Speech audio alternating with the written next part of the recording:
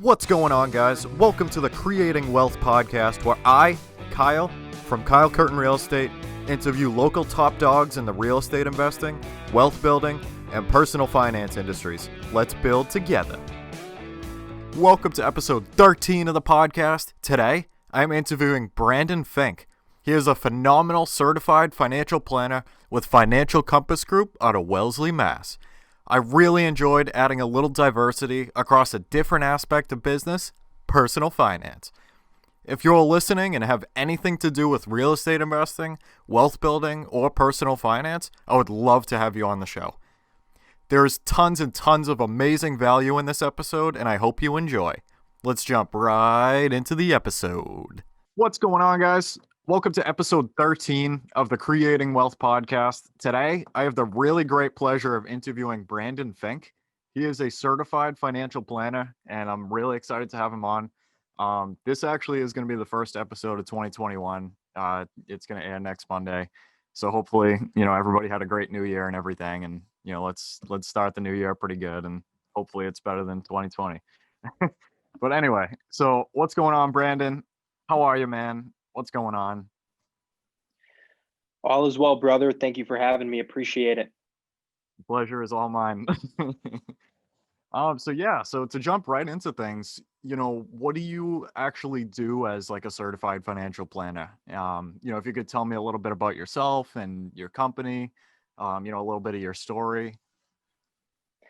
Yeah, man, of course. I've been running a wealth management practice for 7-8 years or so, and really doing the work that I've wanted to do since the age of 20.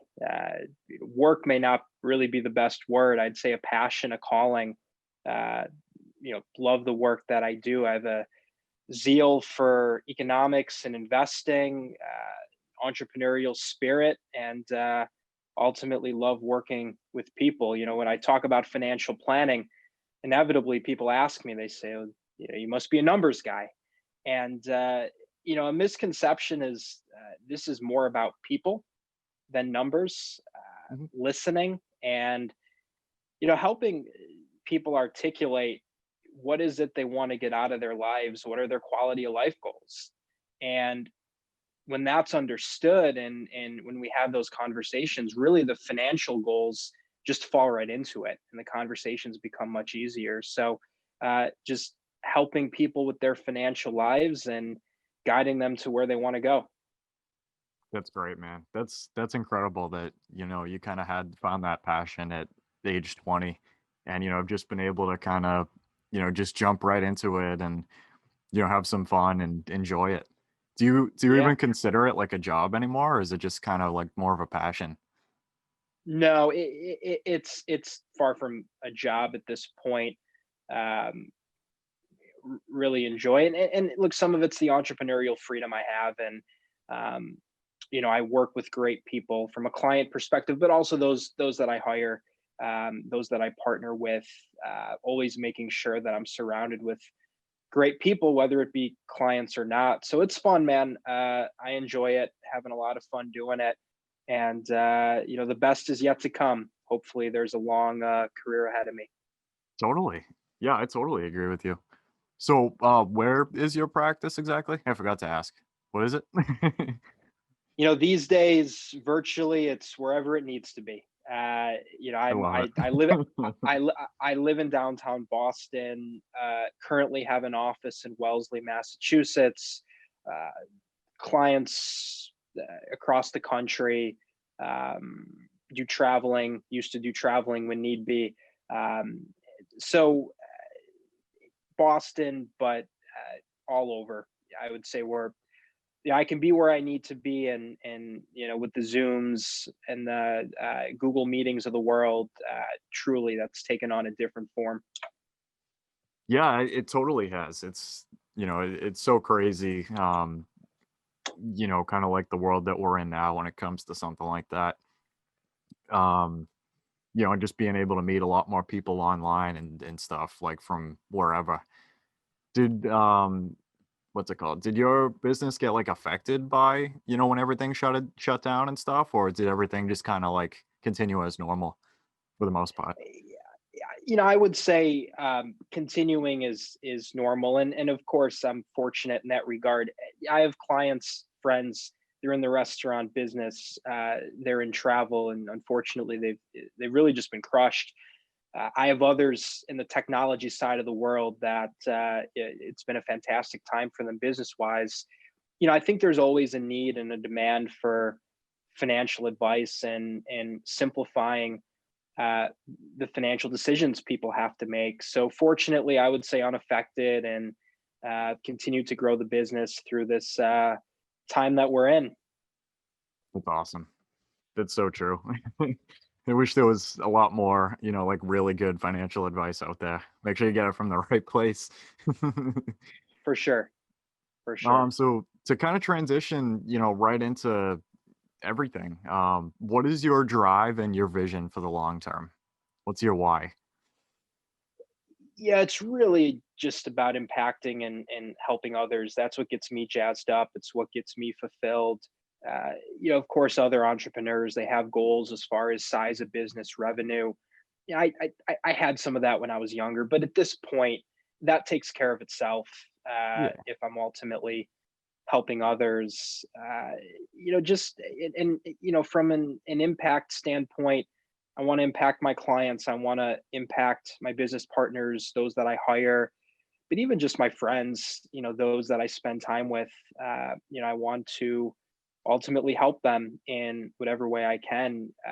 From a client perspective, I work with a lot of entrepreneurs. I work with people that want to make a difference. A lot of my clients, they're in the basketball world.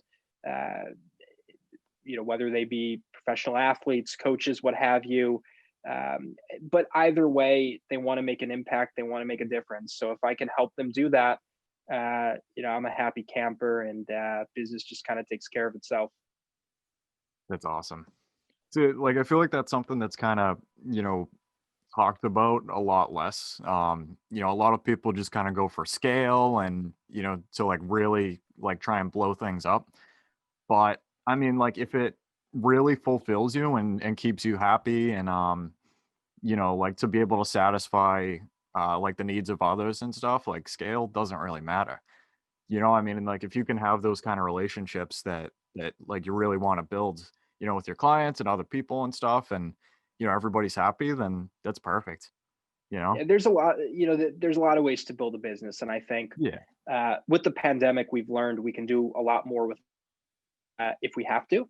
Hmm. And I think that, and I've reflected on this. I mean, years ago, I had this vision of having this big organization, Yeah. just a ton of people that I'm working with, a ton of people under me. But the reality is I can have that, but you don't necessarily need to. Hmm. And I can be lean with myself, a few other advisors, perhaps some partners, a couple administrative support roles, but ultimately with technology, I can get a lot done, and I don't necessarily need the huge payroll and the huge office. I could have it, certainly, and it's an option. But I think myself and a lot of business owners, we learned that you don't necessarily have to be part of a huge organization. You don't have to be in New York City. Yeah. There's a lot of ways to build it up. Yeah. I'm definitely going to highlight that right there. that, that's, that's really, really great information to hear. Especially because like you hear a lot of advice, kind of in like the entrepreneurial space to just like think really big and do like really crazy stuff. But, to your point, eventually there might come a point where like you're really satisfied with kind of how you're building and just, kind of want to ride it out and stuff. And, growth might not, or like, crazy expansion might not be, like the big focus anymore. And, like you don't Yeah, always and have to be like the biggest dog. sure, that's certainly part of it. I'd also add, um, even if you want to grow from a revenue perspective, you don't necessarily have to increase headcount. I Hmm. think is a good way to look at it. There's a lot of ways to grow a business, and I'm a fan of 80/20 thinking. Hmm. Which is ultimately, let's increase our goals, but let's find a way to do it with less energy, with less stress. And, ultimately, sometimes it's a matter of hiring more people and having the organization be bigger, but not always. Uh, and just being creative in the sense of, if you want to grow the business, there's a lot of ways to do it without necessarily having a overly inflated payroll. Yeah, that's awesome. There's one of the other people that I interviewed on here, he actually said something that kind of stuck with me, to your point. And that was I think he said, like, you already have everything that you need or something like that. Yeah. So kind of like what he meant by that, and why that impacted me so much, and hopefully so it kind of got some other people thinking as well, was you're right, like you might not necessarily need like more people, but it could be like better systems, or to, like you said, be able to get the same tasks done with less of your energy, to be able to use that in other places. And it just like that creative aspect is like imperative to moving on. And the solution might not always be to just hire more people. Like, you might already have it, but not Hmm. necessarily figured it out yet. You That's hit it on the head. Yeah. Employ a bit of creativity and, figure out what's going to be the most optimal solution. We've all had to do it with COVID. Yep. Again, we're coming off of a period where we've had to adapt, we've had to adjust, and we can carry that adaptiveness with us in a post-COVID world. I hope we all do, because we can really do some amazing things. I totally agree. Yeah, I feel like, kind of definitely with everything that has gone on, you know, how do I word this? I guess it kind of like brought about a foreign situation where you could have either adapted or not adapted. And it kind of got a Yeah. lot of people thinking, in a way that they might not have before.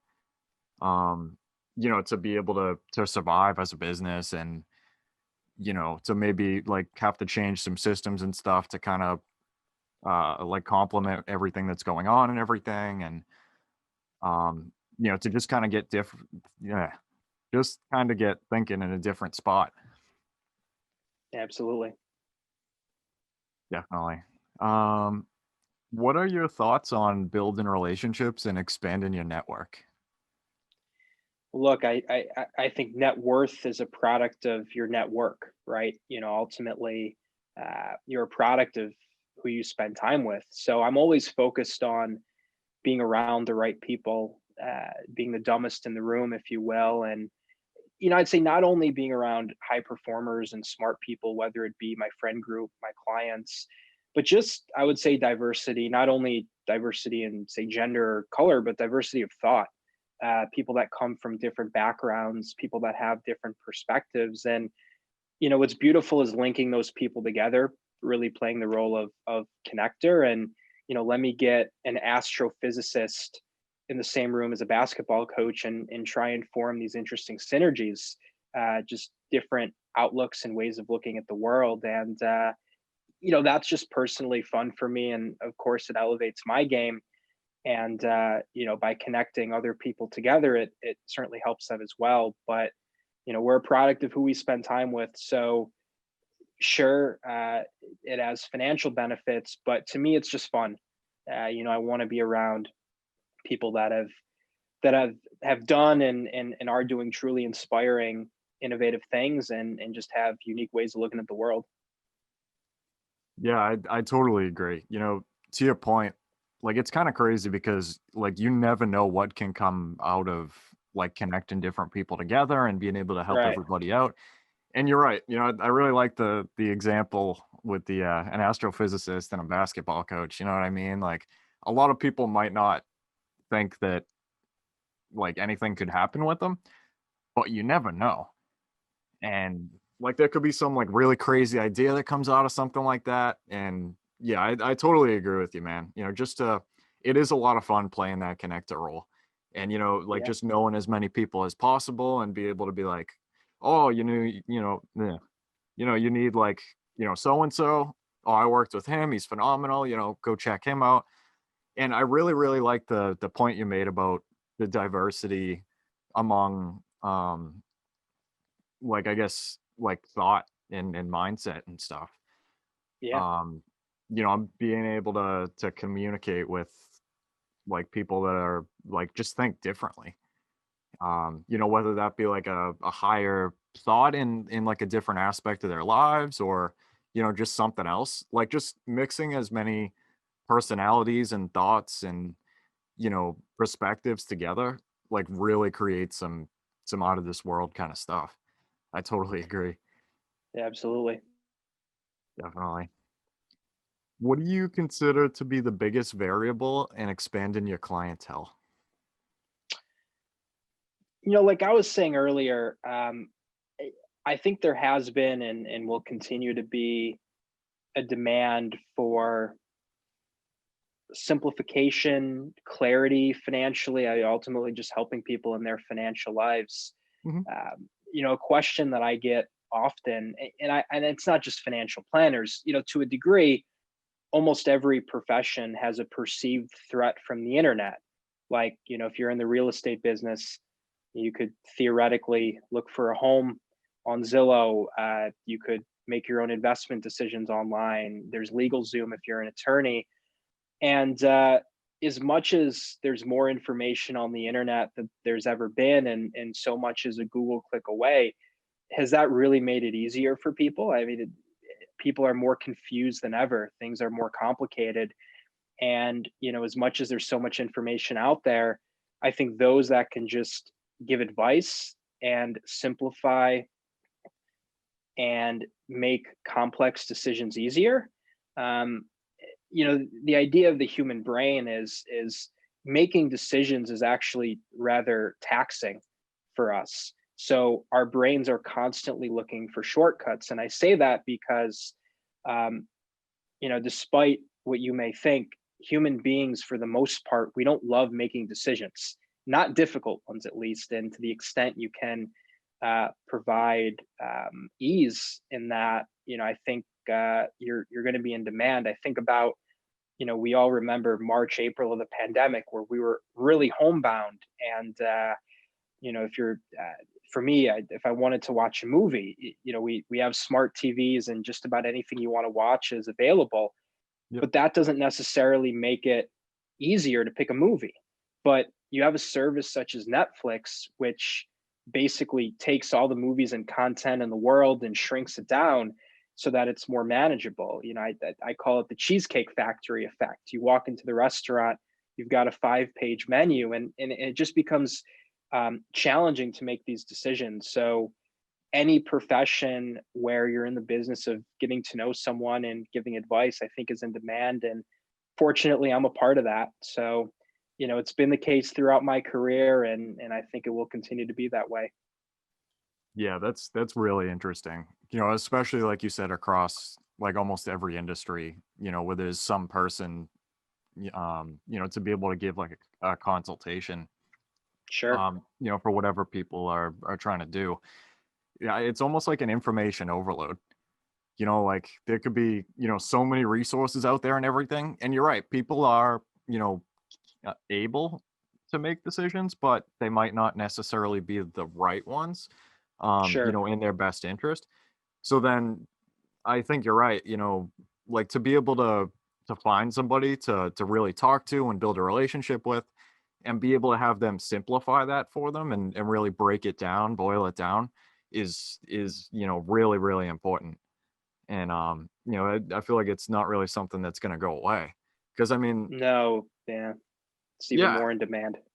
yeah, definitely, especially with everything going on, and people have a lot more stress on their backs now than ever. And to be able to just kind of simplify that for them is like might actually take a lot of that stress off their back.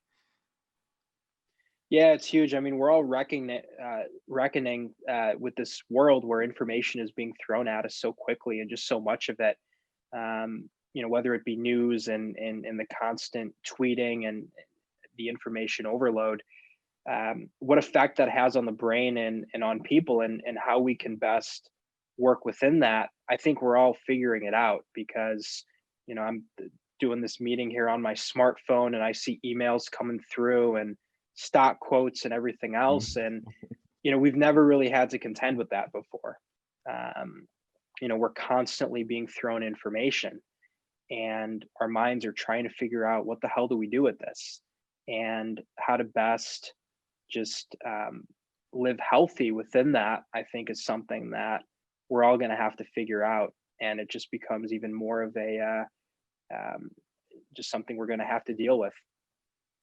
Yeah, I mean, all of us were kind of just shoveled into this situation too. Like it wasn't really, we weren't really eased into something like that.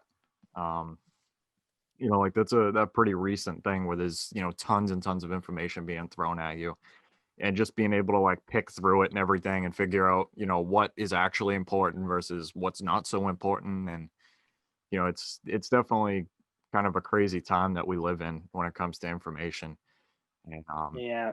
In a being lot of able to, generations, it's going to be all they ever knew. Like they never yeah, knew a time where it wasn't this way. And even to a degree, I grew up with the internet, but it wasn't so constant and it yeah, wasn't so easily accessible as it is today with the growth of mobile. So it's going to be interesting to see. it totally is. I feel like, just being able to focus is, you know, kind of a commodity now. With everything being thrown at you and everything, and just being able to kind of do like one thing at a time is a little harder now than ever. Yeah, they say you never truly multitask, you just do one thing less effectively. Um, and I don't, right, that's something that really ought to be taught at a very Yeah. basic level growing up. The ability to focus and own in. And even if you look at Elon Musk, don't quote me on this, but I think the way he works his schedule, so to speak, is uh, different days he solely focuses on one company. So he's not constantly going back and forth. So, those that really understand that, I think, ultimately become high performers. But focusing and owning in on, one thing at a time, it makes all the difference in the world. It really does. I saw a quote somewhere recently. I forgot what it was, but it basically says like if you try and focus on too many things at once, then you're not going to get any of them done. Like it was something Yeah. like that. And even like, trying to focus on one thing at a time. Like once I come home from work, my day job, I do have like a bunch of real estate stuff that I try to do.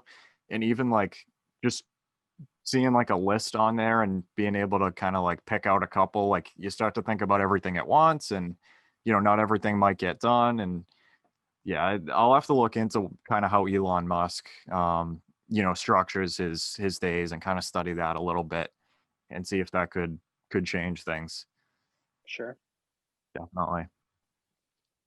What is the most important lesson that you've learned over your career so far? Yeah, that's a tough one. One thing I was talking about recently, are you familiar with compounding interest as an investment principle? Yep.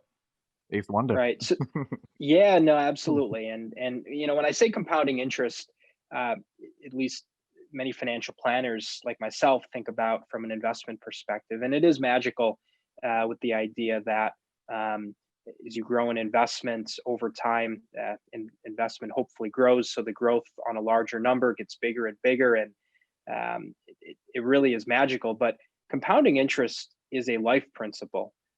Even the way that human beings and life came to be on a molecular level, it's all compounding interest.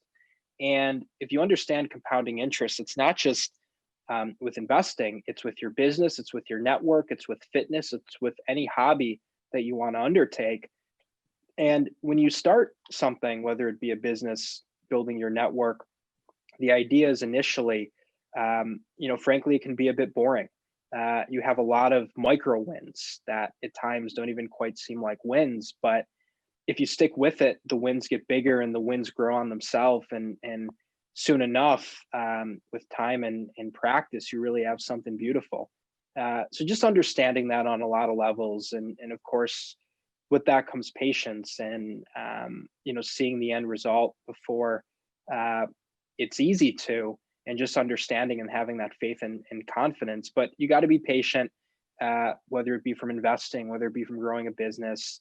It does compound, but ultimately the compounding interest works on so many levels. Wow, that was impressive. Honestly, I've never really thought about, compound interest in any other, I guess, aspect. And Sure. wow, that's some crazy stuff to think about. You're Yeah, right, well, honestly, though. I it's mean, like it just building on, it start off with baby steps, even from like humans in general, like on the molecular level, like kind of like you were saying, like everything just kind of got built up over time and it just keeps stacking on itself. And, a lot of tiny, tiny baby steps, growing into things that are really big. And it's honestly like you yeah, could probably attach that to almost everything, you know? I think so. And take knowledge, for example, learning things and just reading and being aware on a lot of different topics. As you start to understand things, it's easier to learn new things. You start to realize that there's a lot of commonalities, and if you understand the principles that make up an underlying subject, your ability to learn and expand there, just compounds, right? And that's the Yeah, beauty of it all. it is a beautiful thing. How do you define wealth? I know this one's a little, touchy kind of in the professional aspect, but kind of like you personally. Yeah, well, I think that first thing that's interesting is this comes up a lot with clients, and when it when that comes up, right? What is financial success? What is a win? It's not for me to answer. Mhm. It's for me to walk my clients and people through a journey and a process to understand that for themselves. And understanding that success and wealth, I don't want the definition that society gave you or that your friends give you. I want to figure out what that looks like for you in your life. And that's a fun process. And once we figure that out, the financial goals just fall right cleanly within that. For myself, I feel fulfilled when I'm impacting others, when I'm adding value, like I talked about. And again, you do that, the money, the net worth really just takes care of itself. But a constant focus on how do I help people, that's a huge part of it for me. Wow. I really like that answer. And especially, um, wealth in different aspects of your life, kind of like you just said with like the network and everything, like if you just kind of do it, I mean, other aspects of your life will start to kind of build with it. And, everything kind of just like builds together, I guess.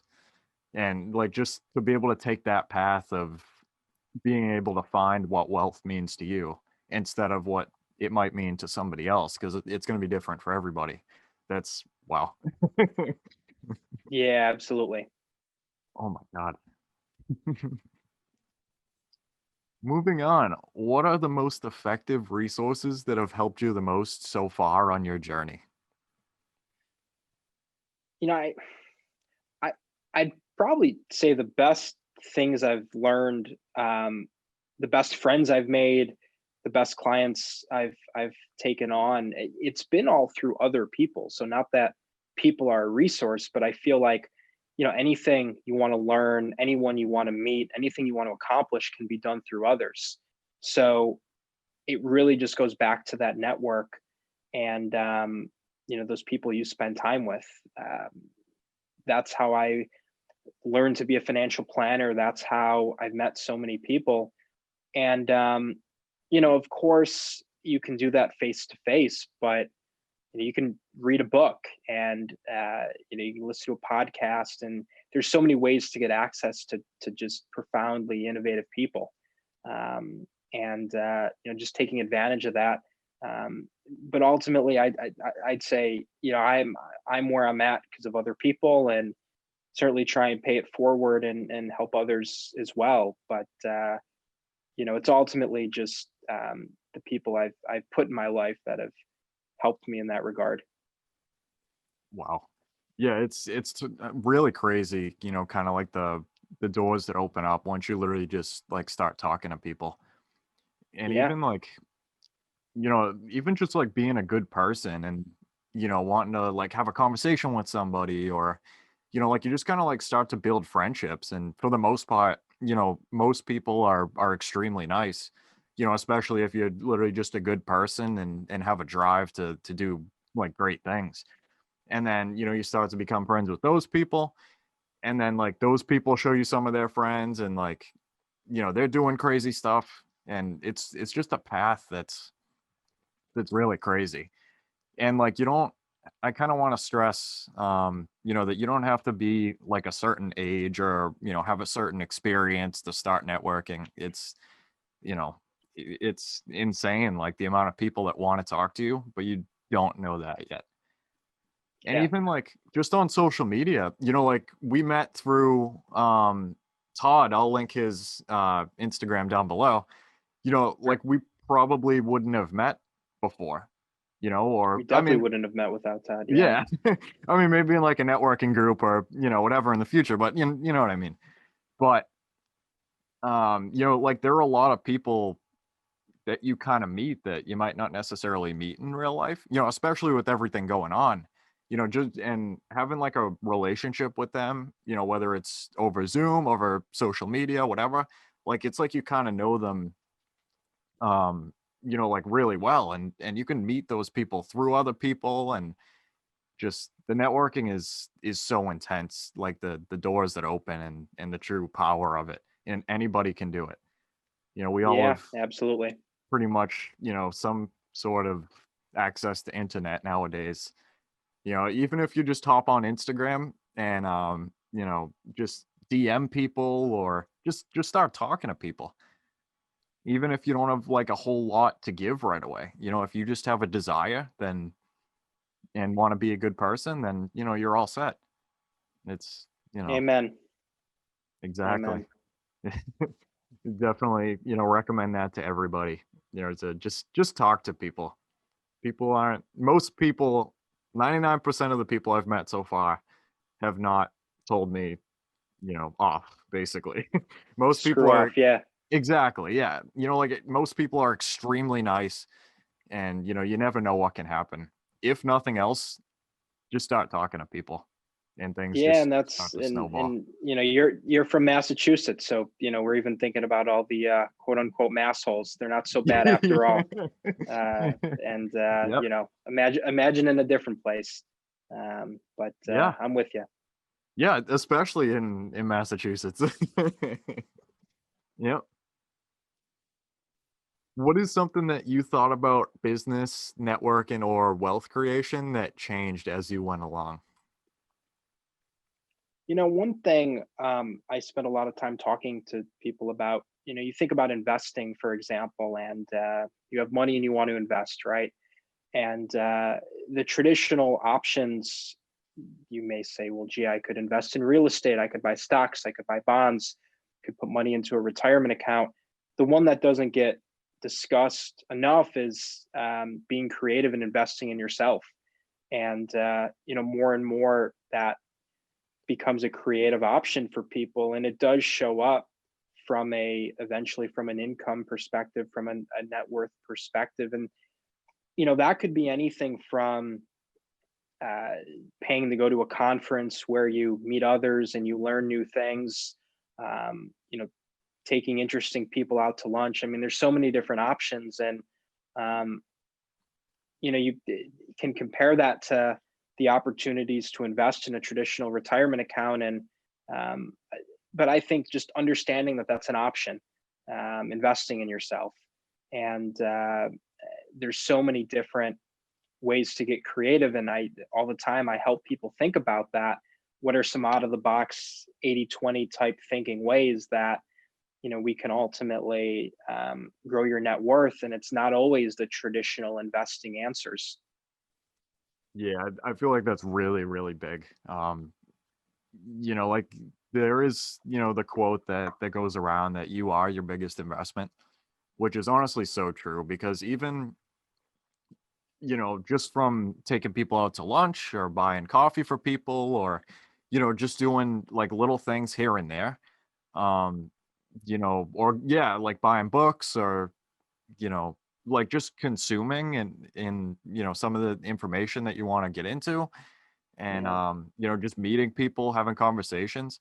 Like, yeah, right away you might not be able to snap like a dollar sign onto that, but in the future you'll be able to, as long as, you know, like you're doing the right thing and, you're being a good person and everything.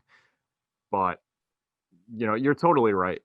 You definitely are your biggest investment. And, even like just buying books, listening to podcasts, um, taking people out, like, yeah, that might seem um, like little things here and there that aren't going to do anything.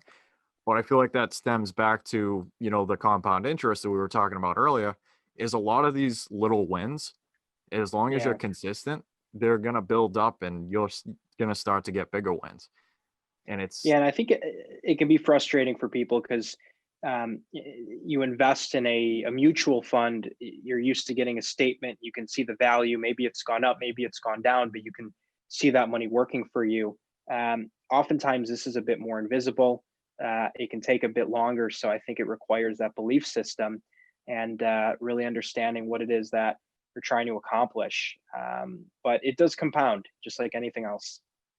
It totally does. I feel like that kind of stems back to, developing patience as well, and just really like enjoying, meeting people and hearing their stories and taking them out and, just being a good person. And like doors are really going to start to open up, you know, that then will lead into some of your other focuses, whether it's like different investments and stuff. And, like you don't necessarily have to focus on like the almighty dollar.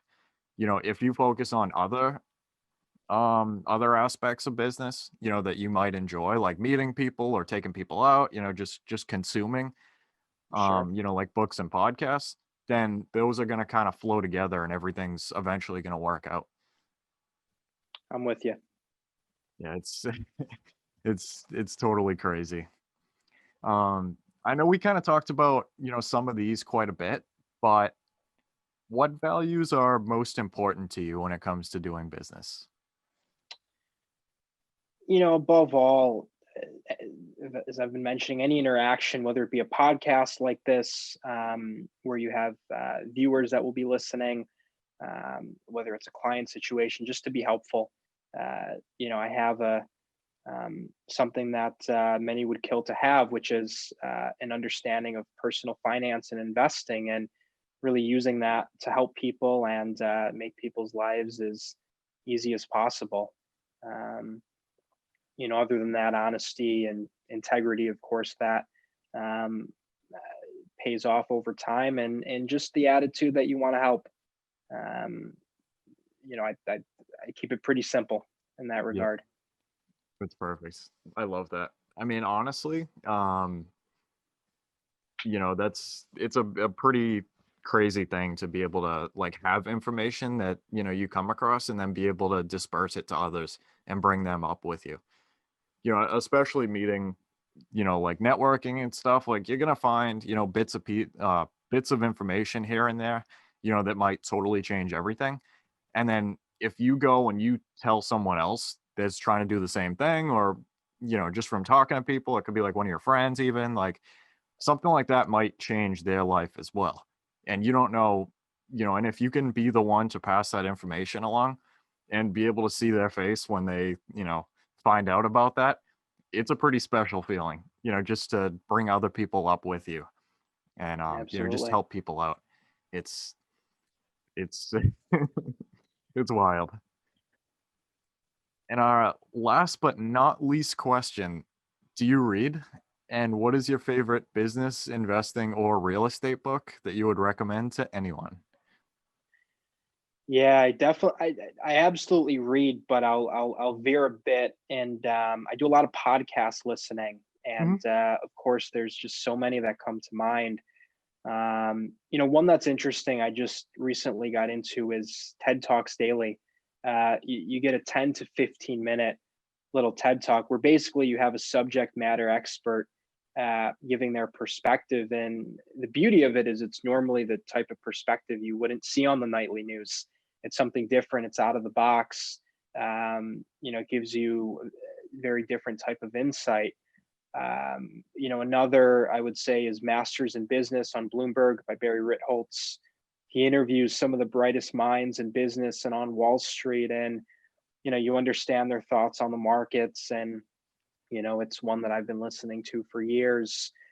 One that a friend of mine is doing on mindset. A friend of mine, Arlen Moore, has a mindset design podcast, and if you design your mindset, you can design your life. And he's got a great podcast, and advice is invaluable about mindset and belief systems and everything like that. So, those three are some highlights, but I go through my podcast list. It just gets bigger every day. And, I'm a big podcast guy. I read too. One thing that is interesting is there's a lot of podcasts that they basically take a book and they break it down to 15, 20 minutes. You basically get the summary.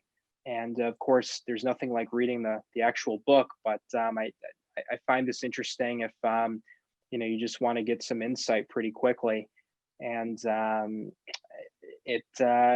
that's another one I've been into lately. But there's a lot of podcasts out there, and reading as well. And as we started the podcast off with, there's just a ton of information these days. Yeah. I really like, the diversity of all of those. I'm definitely going to have to check out a couple of those. Even like, kind of straying away from like what you might really, really be interested in, to hear some other perspectives on other things, be able to hear like different business ideas, like even if you're not really into that kind of thing, like you might pull like a principle or something from that you might be able to implement with your business. And like really just hearing all these different perspectives sounds extremely interesting. And I'm definitely going to check those out. Yeah, for sure. I know for me, a lot of the traditional finance investing podcasts, I certainly listen to them, but at the end of the day, there's only so many opinions out there about where interest rates are going to go. There's only so many ways to look at inflation, and ultimately just wanting to seek different types of information and just be more well-rounded with it all. So podcasts are a great way. And, of course, like so many others in the pandemic, I've had a bit more time to listen to it. And, it's always a great way to stay insightful. It really is. And the cool part is podcasts are completely free. Absolutely. So there's tons and tons of information out there. And even, man, like to, just throw on a podcast while you're driving to work or something like that, and just really just drive and kind of like let your mind go blank and just absorb, the conversation that's happening through your speakers. Just,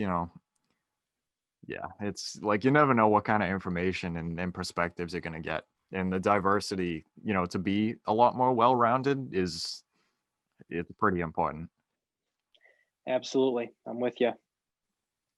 Totally. Well, Brandon, where can you be reached? Are you on social media or, your email? How can people learn more about you? And yeah, absolutely. Certainly on social media. Probably the best way is just give me a Google search. Name of my team is Financial Compass Group. Just Financial Compass Group, Brandon Fink. Should pop right up, and you'll get an email from me, and feel free to reach out. That's awesome.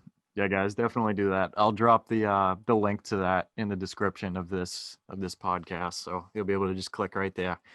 But yeah, thank you so much, Brandon, for coming on, man. This was a really powerful episode. I'm gonna have quite a few highlights in here. All right, man. I appreciate you having me on. All right, guys, that concludes our Creating Wealth podcast episode for today. I want to thank every single person that has listened this far. It really means a lot to know that people can learn from me and with me as we build wealth together. Hopefully you can take home at least one thing from this podcast that will improve your life just a little bit. If you could, please check me out on social. That's at Kyle Curtin Real Estate on Instagram, Facebook, and I'm on Bigger Pockets. Until next time, let's build together.